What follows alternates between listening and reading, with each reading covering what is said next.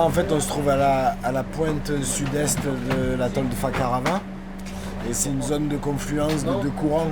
Un courant qui arrive du nord, là, et un courant qui arrive plutôt de l'ouest. Et forcément, ça crée ici un endroit un peu stratégique. Et là, je viens de longer tout le bord en surface.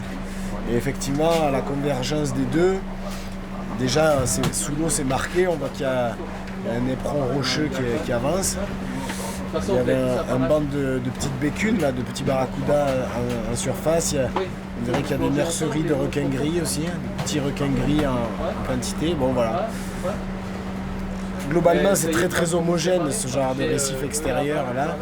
Mais cet endroit-là, il y a peut-être une petite particularité. Alors, on va aller voir là et puis on va en profiter du coup pour faire une plongée profonde à cet endroit-là. On emmène beaucoup de choses pour plonger. On emmène des blocs de secours, on a nos recycleurs qui sont même des machines assez complexes, on a pas mal de choses. Donc ça forcément sous l'eau il faut le trimballer, on n'est pas dans l'air, hein, donc ça frotte dans l'eau, ça ralentit, pour se déplacer c'est dur. Du coup pour se déplacer on emmène des scooters qui nous traquent, mais c'est aussi de l'encombrement en plus, enfin, il y a une espèce de course à l'armement qui fait que c'est pas simple. Ensuite il y a les difficultés de la plongée en elle-même, qui peut, là on est dans le bleu, on est loin d'une passe, il peut y avoir du courant, on ne sait pas trop ce qu'il va y avoir, donc ça c'est de l'inconnu, c'est toujours un peu compliqué à gérer. Et puis après, il y a les difficultés spécifiques de la plongée profonde qui fait qu'on est profond, on est loin de la surface. Alors c'est pas forcément loin en distance, mais c'est loin en temps pour sortir parce qu'on a des paliers de décompression obligatoires qui peuvent être très très longs. Ça va être plusieurs heures encore aujourd'hui. Donc ça nous bloque sous l'eau, c'est-à-dire que quoi qu'il arrive, il faut qu'on arrive à gérer notre problème sous l'eau. Et ça, c'est pas évident. Donc du coup, on a des gens en surface qui peuvent nous aider, qui peuvent nous emmener des blocs de secours. Enfin voilà, donc c'est vraiment le travail d'une équipe. À la fois des plongeurs profonds qui doivent bien faire ce qu'ils ont à faire et à la fois d'une sécu surface sur lesquels les plongeurs profonds se reposent complètement, en qui on a parfaitement confiance et qui, en cas de problème, c'est sur eux que dépend notre survie.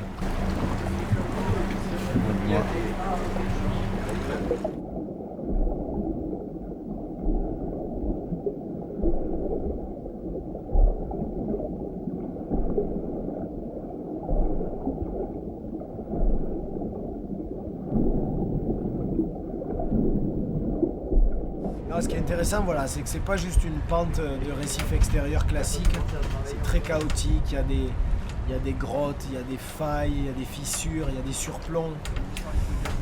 Et donc, dès qu'il y a cette diversité de topographie, il y a une diversité de poissons associés, quoi.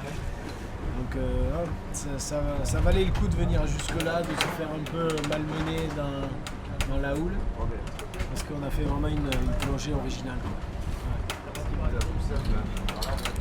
Ouais, bon, on est venu là parce que moi je cherchais depuis le début de l'expédition des sites où faire des plongées profondes un peu originales. Donc je savais que devant les passes ça serait toujours original.